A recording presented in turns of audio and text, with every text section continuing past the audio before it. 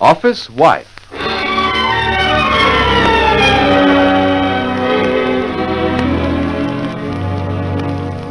The story of the girl who married her boss and of the girl who took over.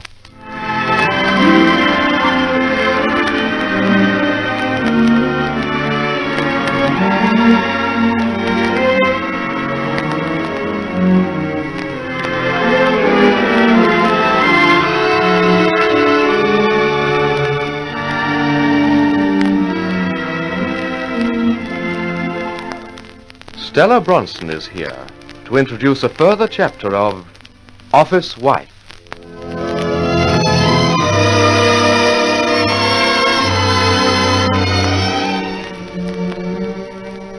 When I told Benny Puller that something was going to blow up here soon, I wasn't exaggerating. Cressida Bendigo's still furious with Jeff. He's only waiting for an opportunity to break my contract and throw me out, I know. But that's not all. A topaz brooch of Marcia's has disappeared from Geoffrey's desk. And apart from Jeff, I'm the only person who's allowed to touch that desk. So how do you think I feel at the moment? It's late, the building's empty. I've just come up from the locker room before leaving, and here, standing in Jeff's office, is Marcia Pilgrim, his wife. What are you doing here, Mrs. Pilgrim? Why shouldn't I be in my husband's office? The place is empty. It's after 6. I don't see why it should concern you. You needn't wait. You can go. If it's all the same to you, I'll leave when you do. This is your husband's office, and while I'm here alone, I'm responsible for it. Good Lord, what touching faith. My husband's very fortunate in you, isn't he? Does he know you're here? Look, Miss Bronson, your interest in my husband is supposed to end at 5 o'clock each day. Kindly mind your own affairs. You know, this is the first time we've ever been alone together, isn't it? Cigarette? No, thanks. And since you seem to be determined to stay and watch, I may as well get what I came for. I've called in for a brooch of mine. It's supposed to be in a drawer here. You're wasting your time looking for it. Am I? How do you know? It's gone. Jeff and I were looking for it yesterday. Gone? But that's absurd. If you don't believe me, you better ask Jeff.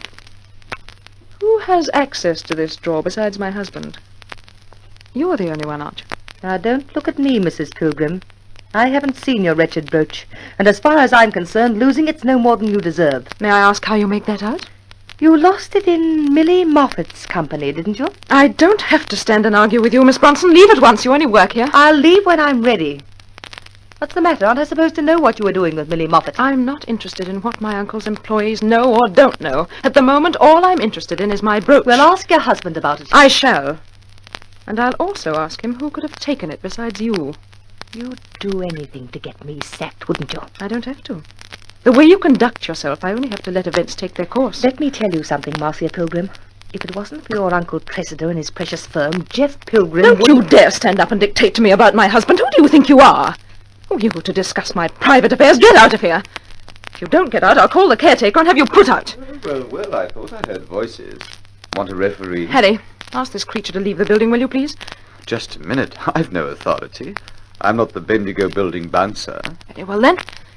Will you take me home, please? Delighted. But what's been going on? You two haven't been mixing it, have you? She's been grossly impertinent and rude. I'm going to make a complaint. Tut, tut, tut. What about it, Stella? You heard her, didn't you? She asked for it. This looks to me like a bad show. Why don't the three of us have a drink somewhere and cool off? Oh, don't be absurd. All right. But this kind of thing doesn't look too good if it gets around. What were you arguing about, anyway? Please, Harry, do we have to stand here gibbering all night? Heaven forbid. Lead the way, Stella. And if you don't mind my saying so, this little encounter had better be kept strictly to ourselves. Rather lucky I showed up, don't you think?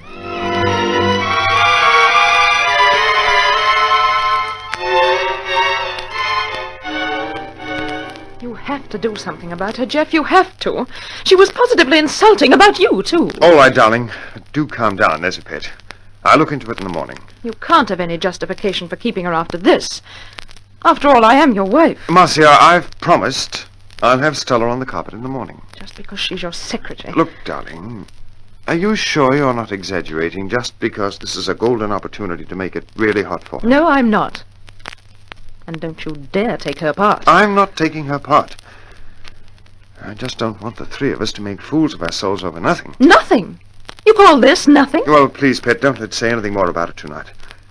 And I really am dreadfully sorry about your brooch. I could kick myself.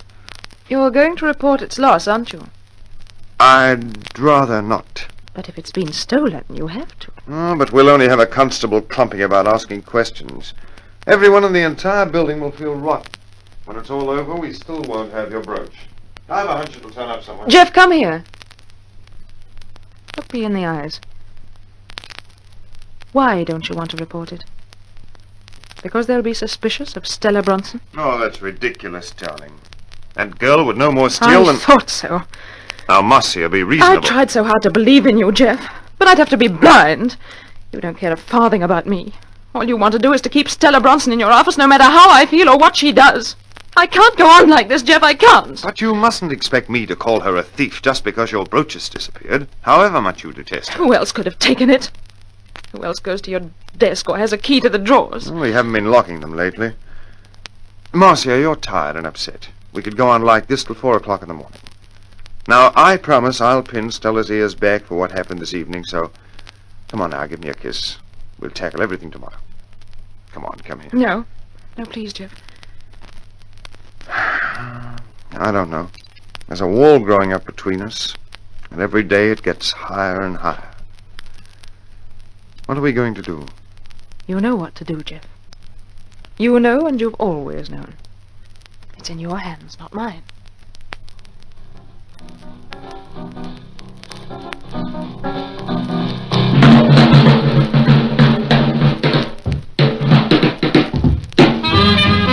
Millie, turn that thing off.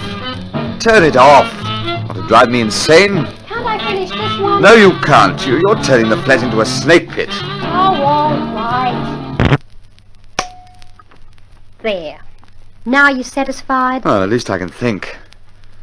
I can take that cannibal music, but only in very small doses. Say, what's the matter with you tonight, Harry?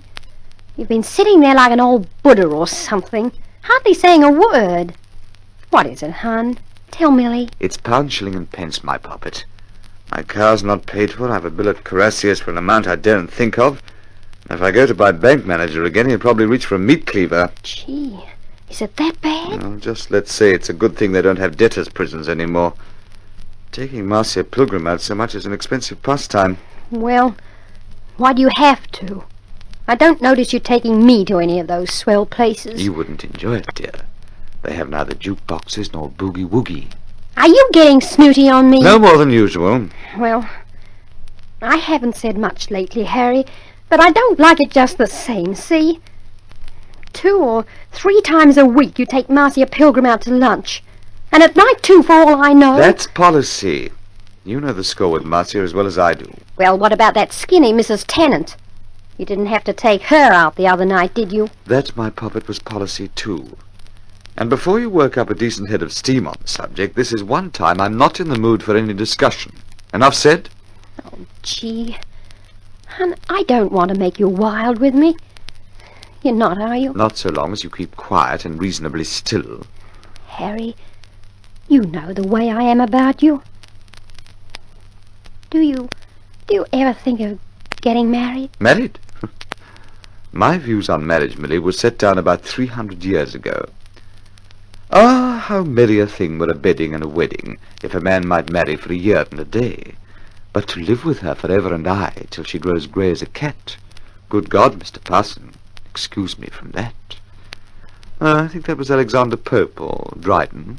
Harry Palmer, I hate you. Don't hate me, Poppet, hate the poet. I've never heard anything so cold. Don't let it get you down. Look, it's getting late. Time you're running off home. Good Lord, you talk to me about marriage. All I can think about at the moment is money. Because somehow, Millie, somehow I have to raise the wind. Come on, I'll drive you. Thank heaven there's always tomorrow.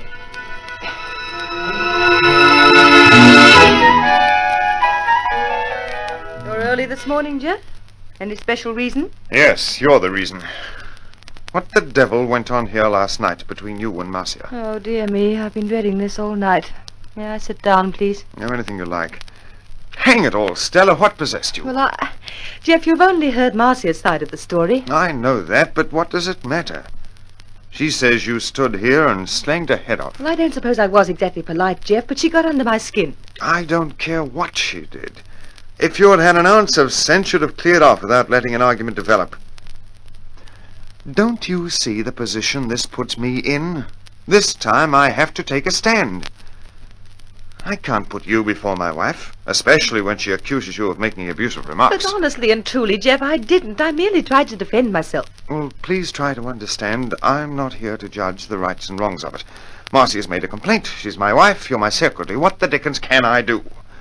What's it going to look like if I side with you? Well, of course, I'm only the office girl, aren't I? Well, don't imagine I'm getting any fun out of this. I'm in a detestable spot. You've been worth your weight in gold to me, Stella, and as a person I like you tremendously. But Marcia doesn't, and you know why. What do you want me to do, Jeff? I'm afraid it's apologize or the other thing. I've still my contract, you know. I haven't forgotten it. And that brings us to something even less pleasant. I know. The brooch. Yes, the brooch. Marcia insists on reporting its loss. And the finger will point straight at me. Well, at least I can defend you openly about that, without anyone getting the wrong ideas. You don't think I stole it? Oh, of course not, you silly girl. Oh, I'm touched. Now, don't let your feelings get the better of you. There's only one thing to do. Face the music, keep your fingers crossed, your chin up. Jeff, you are a dear, really. Oh, shut up. Oh, it's all right, I'll take it. Hello? Oh, yes, Mr. Bendigo.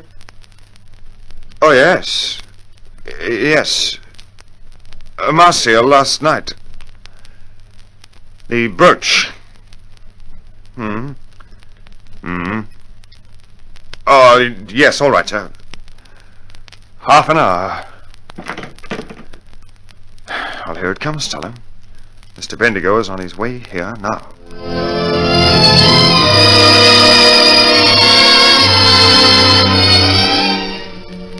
How do you cudgel your brains? I must think of a way out. I won't let Marcia Pilgrim do this to me. I won't. And I've only half an hour. Think of something, Bronson. Think of something.